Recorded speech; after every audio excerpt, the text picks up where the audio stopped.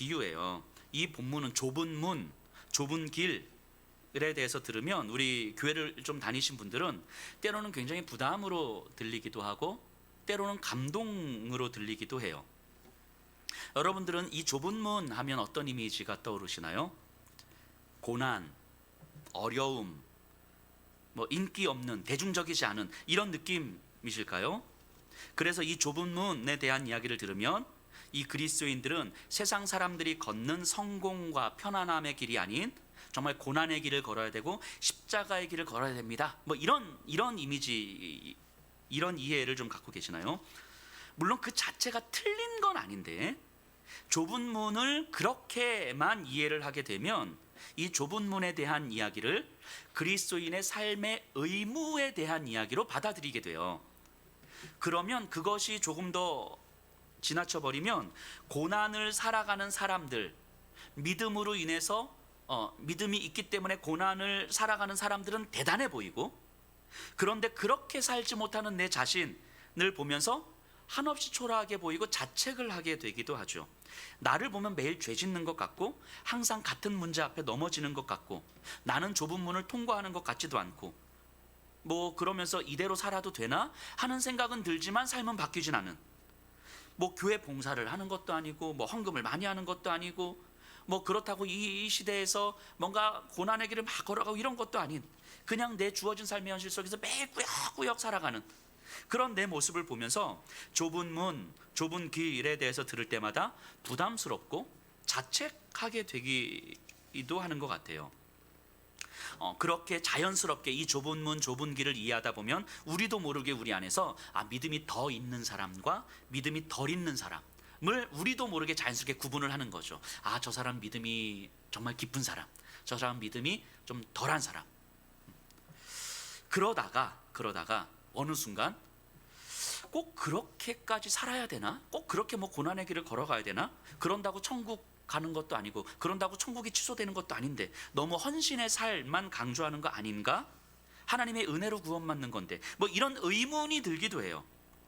결국 이 좁은 문에 대한 이야기는 우리를 때로는 삶의 헌신으로 몰아가면서 우리를 자책하게 만들기도 하고, 또 한편에서는 삶의 헌신을 의미 없는 것으로 만들어 버리기도 해요.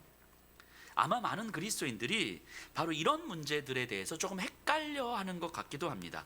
믿음과 행위, 은혜와 삶의 헌신, 뭐가 더 중요한 거지? 뭐가 더 우선인 거지? 이런 것들로 많이 헷갈리는 것도 같아요. 분명히 구원은 하나님의 전적인 은혜로 받는 거예요. 그리고 하나님의 주권적인 은혜가 우리의 삶을 이끌어 가십니다. 그렇기 때문에 우리가 그리스도인으로서 열심히 최선을 다해서 잘 살아가는 것이 윤리적으로는 필요할지 모르지만 신앙에 있어서는 굳이 강조될 필요가 없다라고 생각하기도 하죠. 하나님을 믿고 하나님의 은혜를 기대할 뿐 우리의 삶과 행동은 신앙에 있어서 그렇게 중요하지 않다라고 생각하게 돼요. 또 다른 한편에서는 구원은 하나님의 은혜로 얻는 것이 맞지만 헌신된 삶이 없다면 그것을 어떻게 구원 얻는 삶이라고 이야기할 수 있습니까? 라고 주장하기도 하죠. 예수를 믿는 자가 삶의 헌신이 없는데 어떻게 예수를 믿는다고 이야기합니까? 라고 이야기하는 거예요. 이쪽 한 극단이 있고 저쪽 한 극단이 있는 거죠. 이해가 되시죠? 자, 여러분들은 어떻게 생각하십니까? 어떤 게 더 맞는 것 같으세요? 24절을 보면요, 이 본문이 그런 오해를 더 많이 불러일으키는 것 같아요. 24절 제가 한번 읽어볼게요. 좁은 문으로 들어가기를 힘쓰라. 내가 너희에게 이르노니 들어가기를 구하여도 못하는 자가 많으리라. 자, 분명히 지금 이 본문은 구원에 대한 이야기거든요. 그런데 예수님이 뭐라고 말씀하시냐면 좁은 문으로 들어가기를 힘쓰라 이렇게 이야기해요. 여기서 힘쓰다라는 말은 운동선수가 경기에서 이기기 위해서 젖먹던 힘까지 최선을 다해 싸워라 이런 의미거든요. 그러면 구원을 얻기 위해서 좁은 문으로 들어가기 위해서 정말 애를 써라 이런 말씀을 하시는 것 같잖아요. 그런데 그 다음을 보세요. 들어가기를 구하여도 못하는 자가 많으니라. 그 좁은 문으로 들어가기를 구하는 자가 많은데 근데 못 들어간다는 거예요. 그럼 뭐야? 뭐 힘쓰란 얘기예요? 말란 얘기예요? 구하란 얘기예요? 말란 얘기예요? 그러니까 이 본문을 보면서 어떤 사람들은 헌신된 삶이 있어야 됩니다라고, 힘쓰는 삶이 있어야 됩니다라고 이야기하기도 하고, 또 어떤 사람은 헌신된 삶은 그렇게 중요한 것이 아니라 오직 은혜를 기다리는 것밖에 없습니다, 이렇게 이야기도 하는 거죠. 자, 어떻게 이해를 좀 해야 되겠습니까? 이런 방식의 접근은 초대교회 때부터 계속 있었던 것 같아요. 물론 초대교회 때는 좀 더 극단적 방식으로 드러났지만, 그래서 이단의 가르침들로, 이제 다른 가르침들로 나타났지만, 그때부터 지금까지 계속 이어져 오는 거죠. 자, 이런 방식의 접근, 양극단의 방식의 접근은, 자, 은혜와 행위, 믿음과 삶의 헌신을 분리해서 어떤 것이 더 중요하고 어떤 것이 더 우선인가를 따지고 생각하는 거잖아요. 이런 분리적 사고 자체가 사실은 복음이 아닌 거예요. 그러니까 초대교회 때 그 이단들이 바로 이런 식으로 사고를 한 거죠. 믿음과 행위, 은혜와 삶의 헌신을 분리시키는 거죠. 그래서 무엇이 더 중요하고 무엇이 덜 중요하고, 이 경중을 따지기 시작하고 우선순위를 나누기 시작하면서 어느 한쪽을 강조하기 시작하는 방식으로 가는 거예요.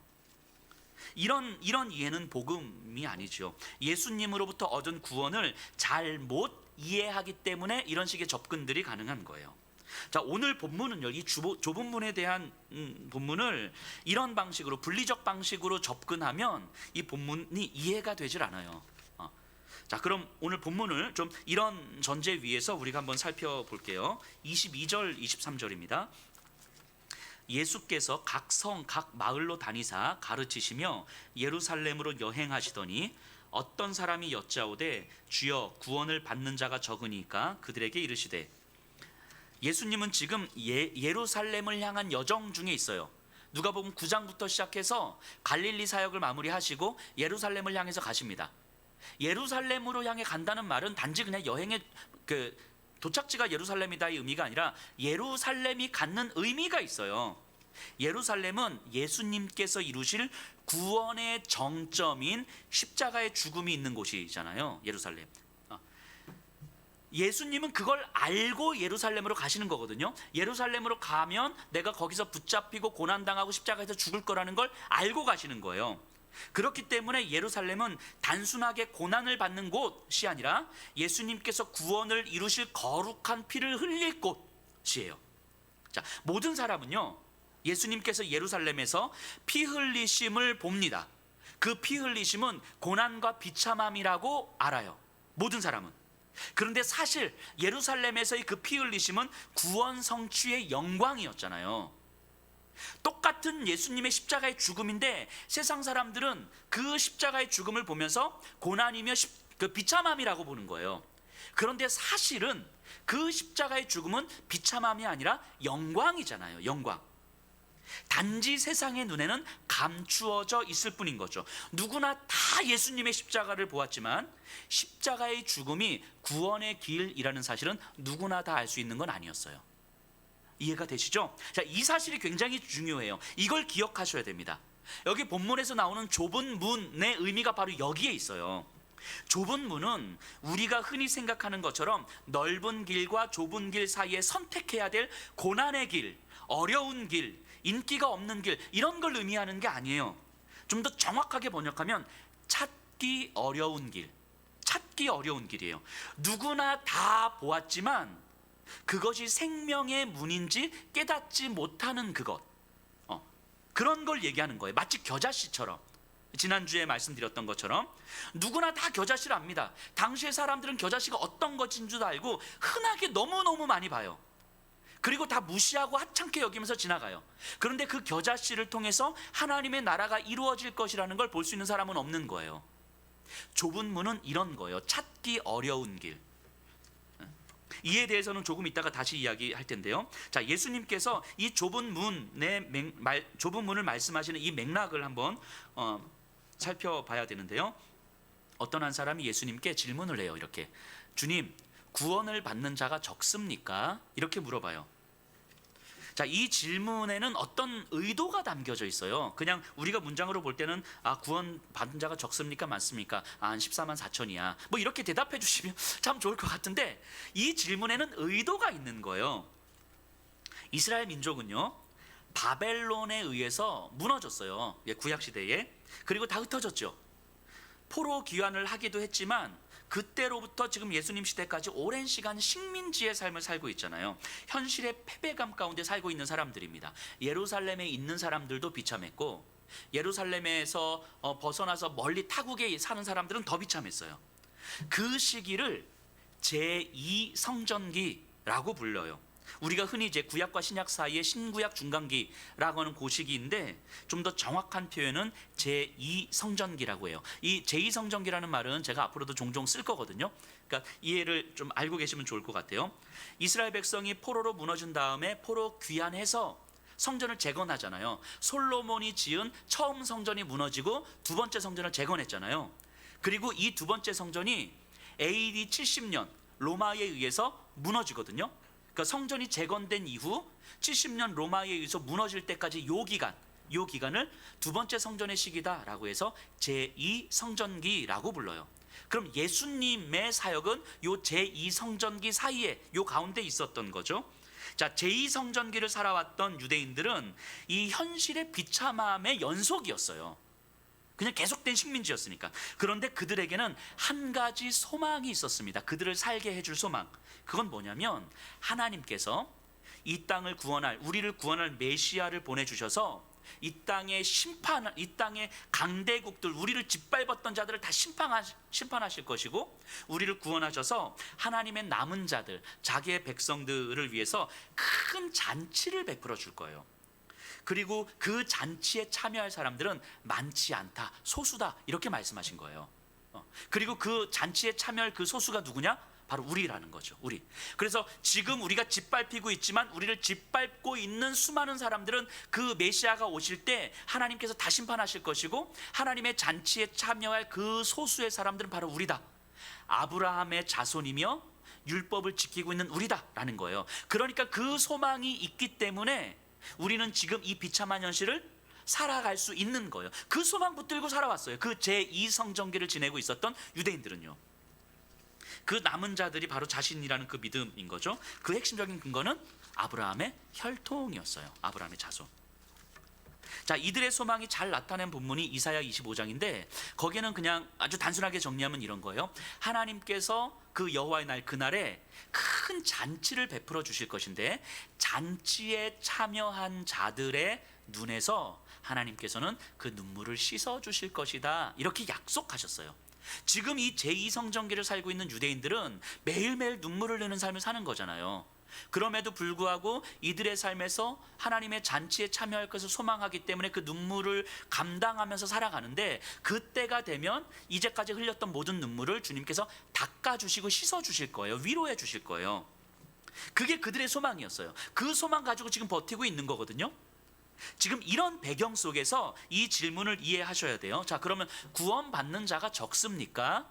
이 말씀의 의미는 하나님 나라의 잔치에 참여할 자, 이 세상의 종말의 때에 아브라함의 자손인 우리, 율법을 충실하게 지키고 있는 우리가 바로 그 잔치에 참여하는 자들, 남은 자들이 아니겠습니까? 이런 의미죠. 이런 의미. 그러니까 그 잔치에 참여할 자들이 적은데 그게 바로 우리입니다. 그럼 이 이야기를 왜 예수님께 왜 하는 거겠어요? 자기들이 아브라함의 자손인데 예수님의 말씀과 행적들을 보니까 이상한 거죠. 지지난주에 우리가 살펴봤던 것처럼 18해를 꼬부라져 있었던 여인에게도 예수님 뭐라고 말씀하셨어요? 이 여인은 아브라함의 딸이다. 이들이 볼 때는, 유대인들이 볼 때는 저런 사람들은 아브라함의 딸이 아니어야 되는 거거든요. 율법을 지키지도 않고, 그래서 하나님 나라의 어떤 남은 자로서 살아가는 모습도 전혀 없는 거예요. 그런데 저런 사람이 아브라함의 딸이라고 말하고, 각종 병든 자들, 세리, 이방인과 방불한 사람들도 회개하면 구원에 이를 것이다 라고 예수님이 계속 말씀하신 거잖아요. 그렇기 때문에 저런 사람들까지도 하나님의 잔치에 참여할 수 있다는 말입니까? 당신은? 도대체 당신이 생각하는 구원받는 자는 누굽니까? 이거 질문하는 거죠. 그러니까 이건 정말 궁금해서 물어보는 질문이 아니라, 예수님 당신의 모습을 보니까 조금 헷갈리는데, 당신이 생각할 때 구원받는 자 누구예요? 우리 아닙니까? 우리 아브라함의 자손 우리 아닙니까? 유대인 우리 아닙니까? 율법을 충실하게 지켰던 우리 아닙니까? 지금 이거 확증하고 싶은 거겠죠.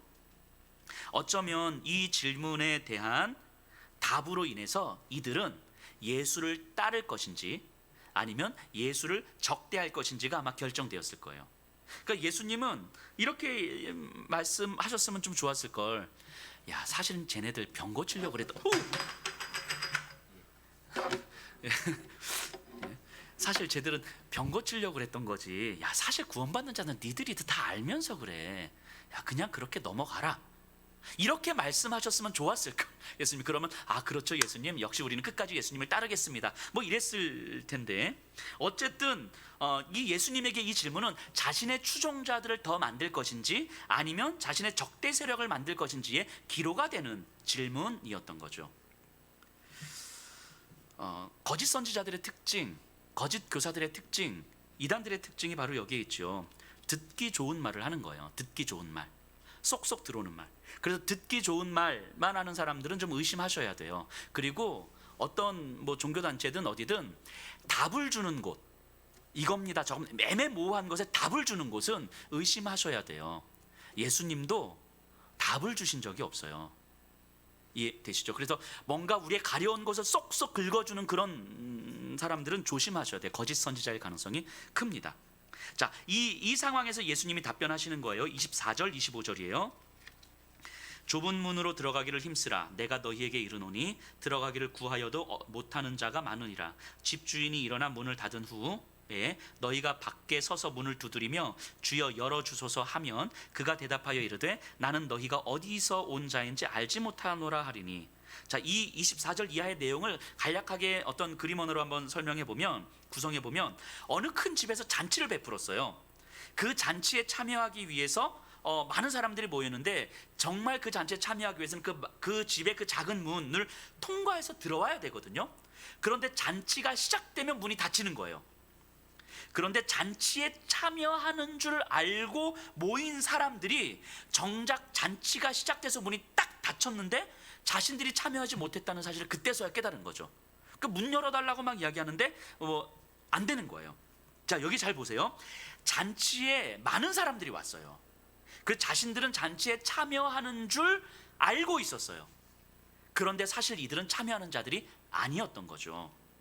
자신들이 생각에 대해서 확신을 가지고 있었지만 자신들이 확신이 틀렸다는 사실을 문이 닫힌 후에야 알게 되는 거예요. 요 이야기거든요. 예수님의 말씀을 듣는 자들은 예수님 말씀하신 저 잔치는 이사야 선지자가 이야기한 하나님 나라의 잔치가 맞는데, 그러니까 이 땅의 종말 가운데 이루어진 하나님의 나라가 맞는데, 그럼 잔치에 참여하는 자들은 뭐고, 잔치에 참여하는 줄 알고 왔다가 문 밖에서 울며 막 문 열어달라고 외치는 잔치에 참여하지 못하는 사람들은 누구지? 이런 궁금함을 갖지 않았겠습니까? 그런데 한 가지 단서가 있어요. 29절, 사람들이 동서남북으로부터 와서 하나님의 나라 잔치에 참여하리니. 좁은 문을 통과하는 사람들, 하나님 잔치에 참여하는 사람들은 동서남북, 즉 땅 끝에서 왔다는 거예요.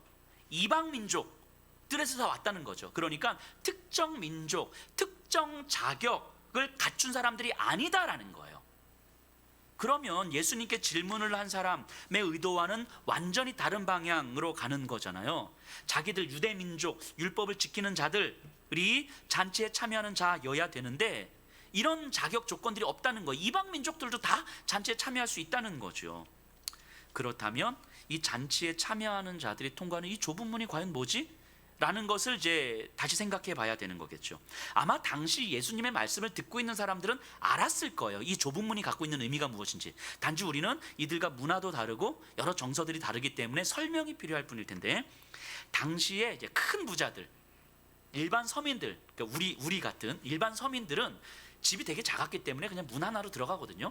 근데 큰 부자들, 기분 나쁘신 분들 없죠? 우리 같은 서민들 이렇게 해서. 자, 큰 부자들은 이게 문이 없는 문, 그렇죠? 통로처럼 돼 있는 문 열고 닫는 문은 없는데 사람들이 들고 날 수 있는 통로, 벽으로 둘러싸인 그 통로가 있고, 그 통로로 들어오면 뭐 조금 공간이 있어요. 광장같이. 거기서 정말 집 안으로 들어오기 위해서는 작은 문이 있어요. 작은 문을 통과해서 들어와야 돼요.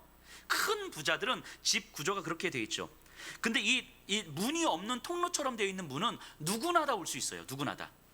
그런데 여기서 집 안으로 들어가는 작은 문을 통과하면 이제 작은 홀이 있고요. 홀, 이렇게 마당 같은 홀이 있고 이제 방들이 있는데, 이 작은 문을 통과해서 이 홀로 들어오는 사람들은 가족이거나 아니면 이 집 주인이 허락한 사람들만 들어오는 거예요.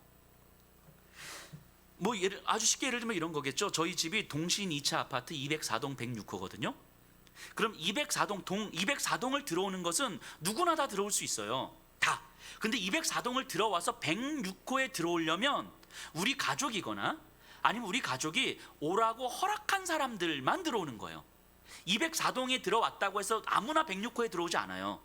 이해되시죠? 이 부자들의 집이 그렇게 돼 있다고요. 그러니까 많은 사람들이 왔다가 이 작은 문을 통과해서 들어오는 사람들은 가족들이거나 부자들이 초대한 사람들만 들어오는 거예요. 그럼 만일 그 부잣집에서 잔치를 베푼다고 하면 수많은 사람들이 그 열린 문을 통해서 들어옵니다. 다 잔치 음식의 냄새를 맡고 음식을 먹고 또 나도 잔치에 참여하고 싶어서 막 옵니다.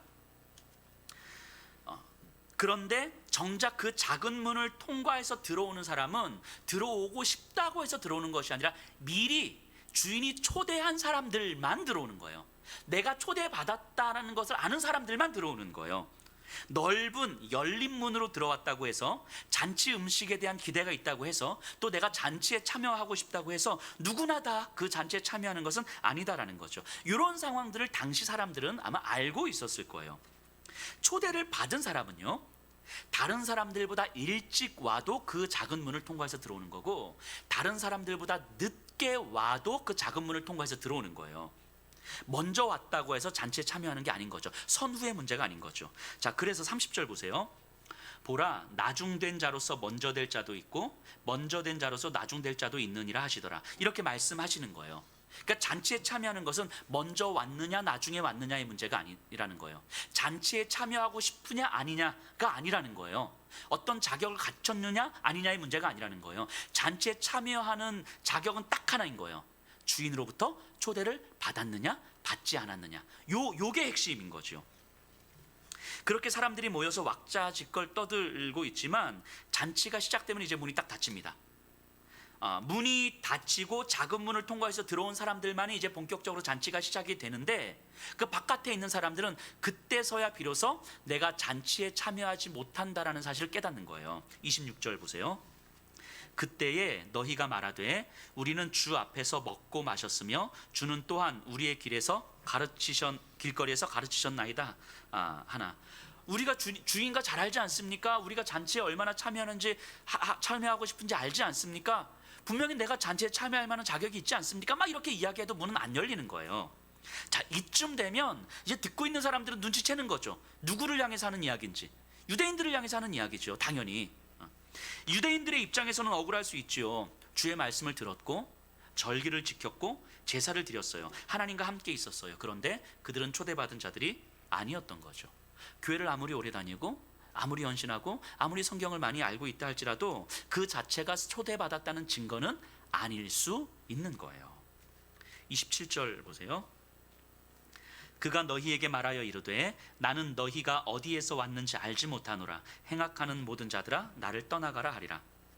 어디서 왔는지 알지 못한다. 이걸 풀어 설명하면 너희가 믿는다고 했는데 나는 너희가 누구를 믿는지 모르겠다. 이 얘기하는 거예요.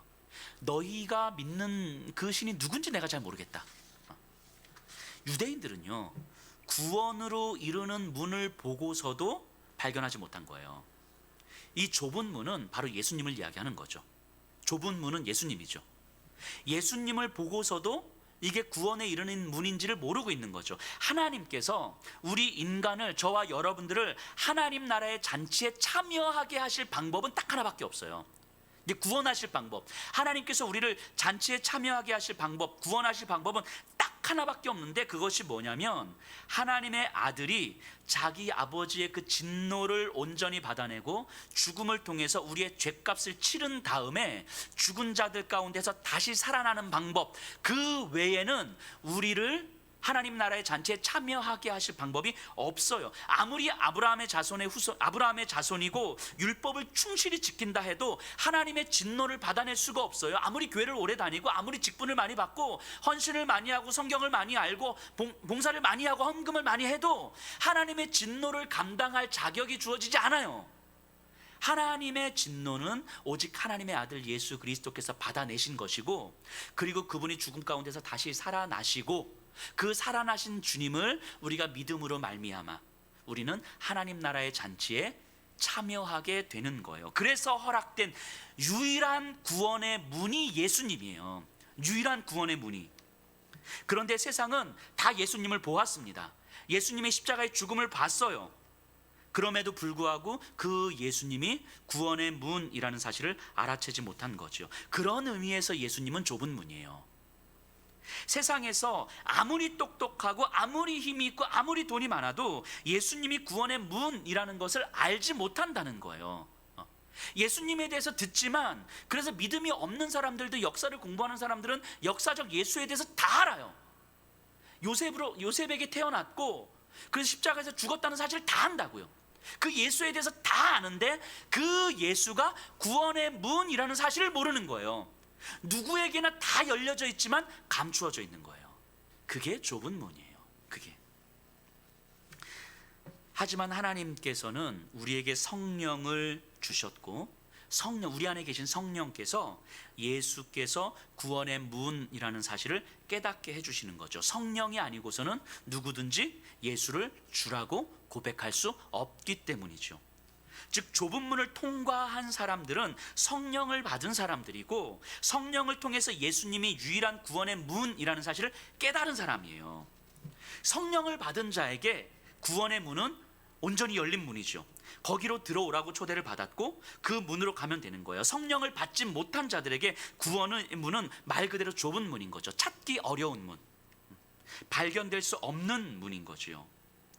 자, 세상에서 누구나 듣고 보고 있지만 누구도 그분이 구원의 문이라는 것을 모르는 거잖아요. 그런데 그 예수가 우리에게 열려진 구원의 문이라는 사실을 깨닫고 믿어지게 되는 것, 그래서 우리가 하나님 나라의 잔치에 초대받은 자라는 사실을 알게 되는 것, 이게 얼마나 큰 은혜입니까? 이게 얼마나 큰 기적과 같은 일이에요.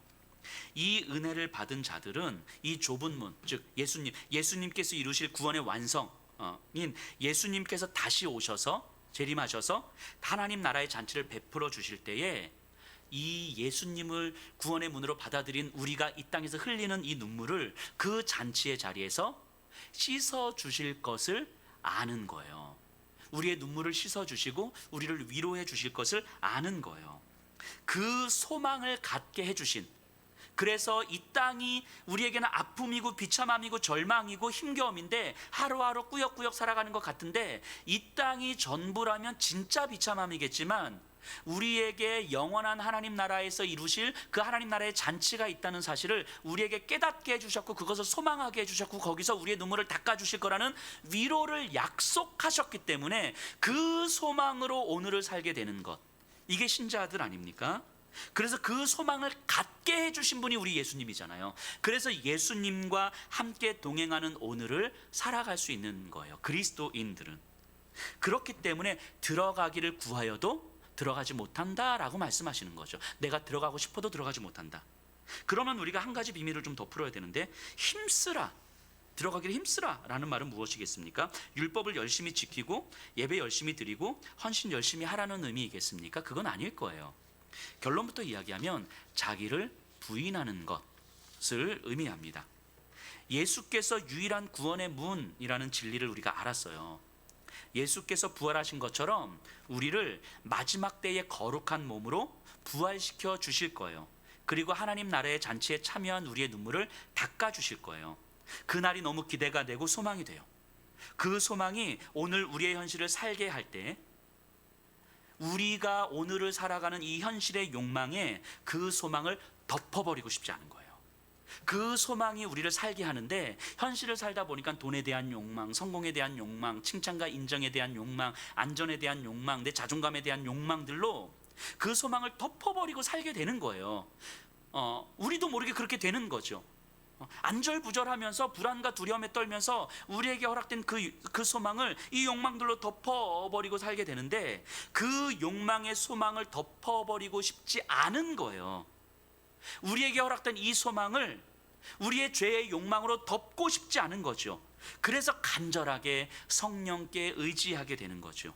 그게 자기를 부인하는 거예요. 그게. 제 딸이 초등학교 3학년인데요.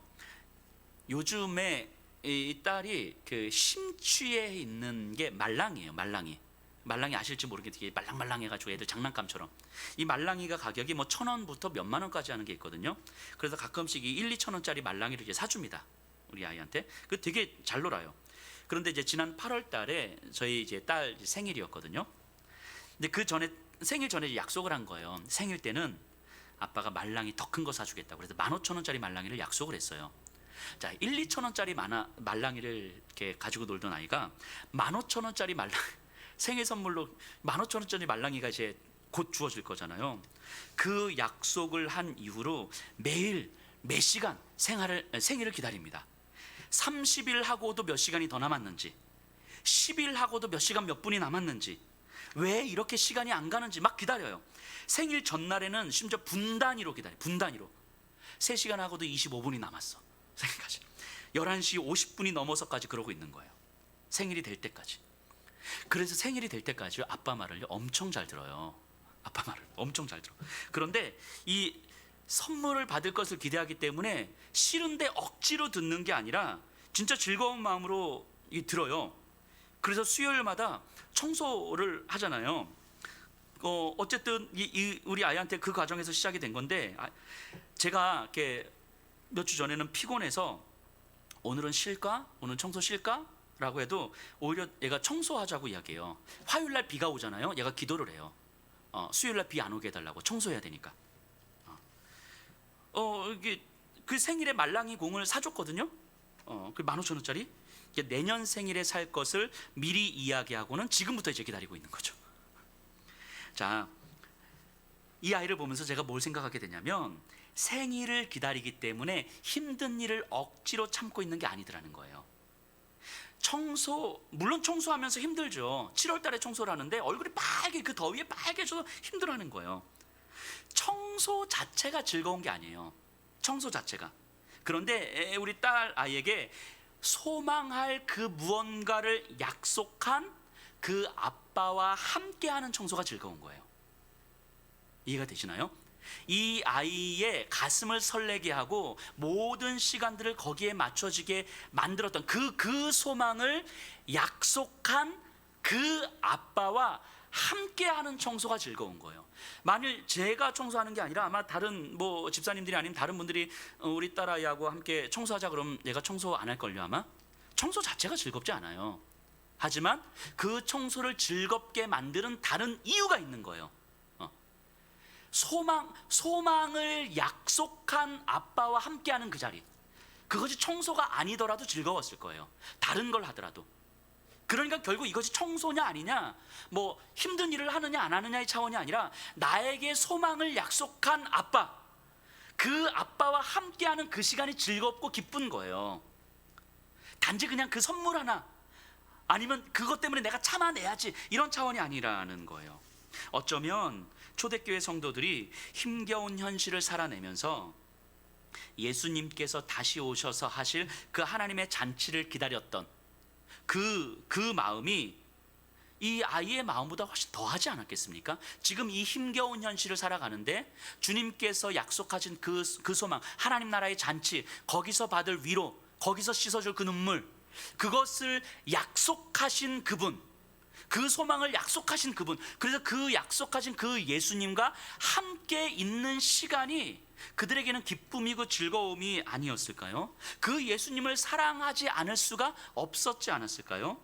그래서 예수님과 함께하는 시간을 간절히 원하고 또 원했을 거예요. 예수님과 함께하는 시간이 고통이냐 아니냐, 힘겨움이냐 아니냐, 이것과 달리, 이것과 상관없이 예수님과 함께하는 그 시간, 그 예수님과 함께함으로 예수님이 나에게 무엇을 약속하셨는지를 또 깨닫게 되고, 또 기억하게 되고, 또 소망을 품게 되고, 근데 그 소망이 우리를 가슴 설레게 만들고, 그 소망이 우리의 가슴을 채우고 우리의 삶을 의미 있게 만들고 우리를 오늘 살게 하는 힘이라는 사실이 깨달아지기 때문에 그 소망을 약속하신 그 예수님과 함께하는 시간이 그들에게는 즐겁고 기쁨이었을 거예요.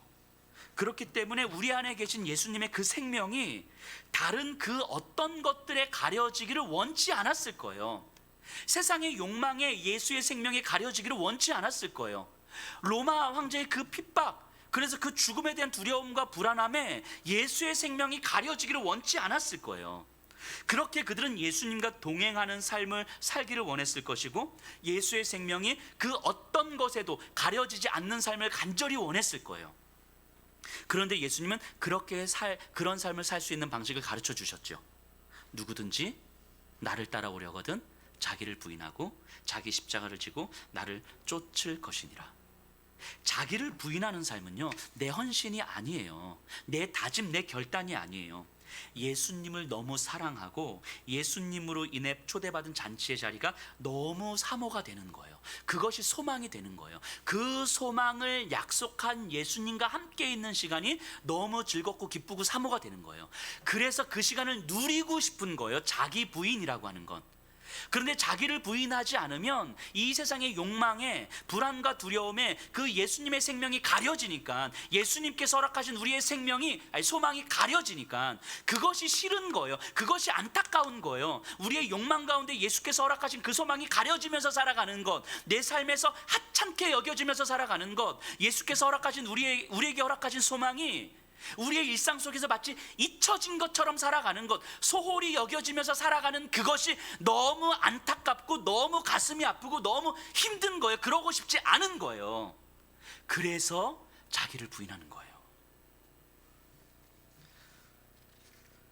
예수님의 그 깊은 사랑과 생명의 존귀함을 우리의 삶에 각인시키고 싶은데, 아직 부활하지 않은 육신, 우리 안에 내재된 죄가 예수의 생명을 덮으려고 하니까, 우리의 죄의 욕망이 예수의 생명을 덮고 살아가려고 하니까, 우리의 삶에서 하찮게 여겨지면서 살아가게 하니까, 잊혀진 채 살아가게 하니까 그것이 안타까운 거예요. 이 죄를 끊어내고자 애를 쓰고 또 애를 쓰는데 안 되잖아요. 나의 힘으로는 예수의 생명을 드러낸다는 것이 불가능하다는 걸 깨닫게 됩니다. 그래서 나에게 예수님을 깨닫게 해주신 그 성령님을 의지하는 것 외에는 방법이 없다는 사실을 깨닫게 돼요. 그래서 성령을 의지하면서 더욱더 자기 자신을 부인하기를 간절히 원하는 거예요. 내 자신에게는 아무런 힘도 능력도 없다는 것을, 성령의 능력으로만 내 안에 계신 예수의 생명이 나를 통해서 드러날 수 있다는 것을 깨닫게 되는 거예요. 예수의 생명을 믿는 믿음, 내 안에 예수의 생명을 믿는 이 믿음은요, 자기를 부인하지 못하게 만드는 그 사단의 권세를 무릎 꿇게 만들고 떨게 만드는 능력이라는 것이 경험이 돼요.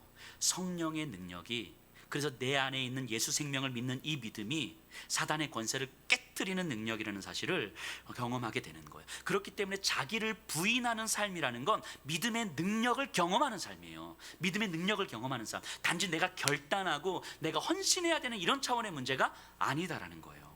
이것을 지난 시간에 겨자씨 비유를 통해서 이야기하신 거예요. 그렇기 때문에 우리가 예배를 드리고 나면, 내가 정말 착하게 살아야 되겠다, 내가 선하게 살아야 되겠다, 내가 기도 많이 해야 되겠다, 내가 이제부터 구제해야 되겠다, 내가 이제부터 고난의 길을 걸어가야지, 이렇게 다짐하면서 나오는 게 아니에요. 예배를 드리고 나면, 말씀을 들으면, 찬송을 하고 기도를 하면, 나를 향해서 이루신 예수님께서 나를 위해서 어떤 일을 하셨는지 그 예수님의 아름다움이 깊이 묵상이 되는 거예요. 그 예수님이 묵상이 되는 거예요. 그 예수님께서 우리에게 어떤 소망을 약속하셨는지 그 소망이 우리에게 묵상이 되는 거예요. 그래서 그 소망을 덮고 있었고, 예수의 생명을 덮고 있었던 내 욕망의 질서가 거쳐지면서 예수님의 한없는 거룩하심이 내 가슴을 채우는 거예요. 십자가에서 죽으셨어야만 나를 살릴 수 있었던 그 예수님의 그 고결한 피가 내 가슴에 사무치는 거예요. 나를 사랑하사 나를 위하여 자기 목숨을 버리신 그 예수님의 그 생명이 내 삶 속에서 하찮게 여겨지고 있었음이 발견이 되는 거예요. 그 생명이 내 삶 속에서 잊혀지고 있었음이 발견이 되는 거예요. 예배를 드리는 가운데 말씀과 기도하는 가운데 내가 그렇게 하찮게 여겨지고 있었던 그 예수의 생명이 내 욕망이 거쳐지면서 선명하게 내 안에 내 영혼을 깨우며 깊이 묵상이 되는 거예요. 그 예수님의 그 생명, 예수님께서 나에게 약속하신 그 소망이 내 안에 깊이 묵상이 될 때에 이 세상을 우리가 잘 지내고 난 다음에 아픔과 힘겨움 속에서 눈물이 났지만 지내고 난 다음에 그 하나님 나라의 잔치에서 나의 눈물을 씻어주실 우리 주님의 모습이 상상이 되는 거예요. 내 영혼 가운데 상상이 되는 거예요. 내 영혼을 깨우셔서 그 모습을 우리로 하여금 상상하게 하시는 거예요. 그리고 그 힘이 오늘 우리를 살게 하는 힘이 되는 거죠. 그 가슴 떨림이 있기 때문에 우리는 예배를 드리려고 애쓰는 거예요. 예수님의 아름다우심이 우리를 설레게 하기 때문에 욕망의 질서에 나를 맡겨 놓을 수가 없는 거예요. 이 경험을 한 사람은 자기를 부인하기를 간절히 바라고 또 바랄 수밖에 없어요. 여전히 죄의 욕망 가운데서 무너지고 흔들리고 지쳐가지만 이걸 또 간절히 바라는 거예요. 성령을 의지하게 되는 거예요. 그래서 예배를 사모하고 찬양하고 기도하는 거죠. 로마서 8장에 보면요, 성령님이 우리 안에서 탄식하신다고 하십니다. 성령님이 우리 안에서 왜 탄식하십니까? 우리를 대신하여 탄식하신다고 하셨는데 왜 탄식하세요? 무뎌진 우리의 영혼을 깨워서 예수님의 그 아름다우심을 맛보라는 거 아닙니까? 자기를 부인하여 예수님의 그 깊은 사랑을 맛보라는 거 아닙니까? 그 맛을 보게 되면 자기를 부인하는 삶이 얼마나 큰 은혜인지를 알게 돼요. 내가 분명히 아프고 눈물이 나는 삶인데 소망이 되는 삶이라는 걸 알게 돼요. 그렇게 십자가의 길을 걷는 거예요. 십자가의 길 자체 때문이 아니라 그 길이 예수님과 동행하는 길이기 때문인 거예요. 자기를 부인하는 것이 내 안에 예수의 생명을 나타내는 길이고 예수께서 우리에게 약속하신 그 소망을 품고 가는 길인 것이기 때문이지요. 그렇기 때문에 처음에 말씀드렸던 것처럼 행위냐 믿음이냐, 은혜냐 삶의 헌신이냐, 이런 식으로 구분하는 것 자체가 얼마나 수준 낮은 접근인지를 우리가 깨닫게 됩니다. 이 진리를 알게 되면 예수께서 우리에게 허락하신 그 소망을 붙들고 오늘을 살아가는 우리의 삶이 자기 부인의 삶일 수밖에 없다는 사실을 깨닫게 되면, 이 복음의 진리를 깨닫게 되면 이 구분 자체가 말도 안 되는 이야기라는 것을 우리가 알게 되는 거죠. 자기를 부인하고자 힘을 쓰는 사람들은 아마도 내가 고난의 길을 가고 있어 라는 생각도 못할 거예요. 내가 고난의 길, 십자가의 길을 가고 있어 라는 생각조차 못할 거예요.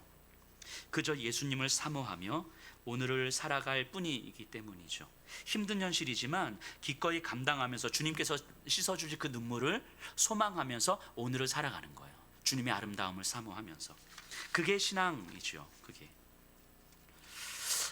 어찌 보면 저 같은 목사들, 사람들의 시선이 더 많이 노출되고 또 더 많은 인정을 구하면서 사는 이런 목사 같은 사람들은 어쩌면 더 좁은 문, 그 문이 닫혀진 그날의 눈물을 씻어 주실 그 주님이 기다려지지 않을 수도 있겠다라는 생각을 좀 해보게 됩니다.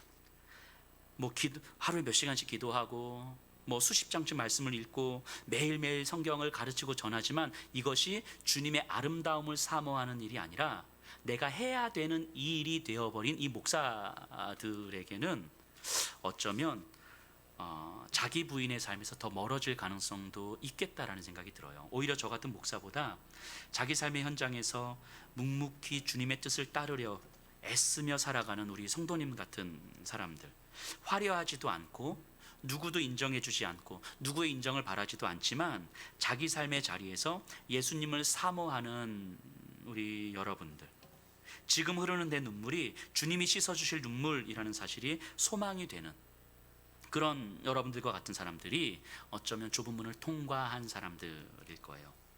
때로는 매일매일 무너질 수 있어요. 하루하루 버티어 살아가는 것조차 쉽지 않은 삶일 수 있습니다. 마음을 다잡으려고 애쓰는 것조차 우리에게는 어려울 수 있어요.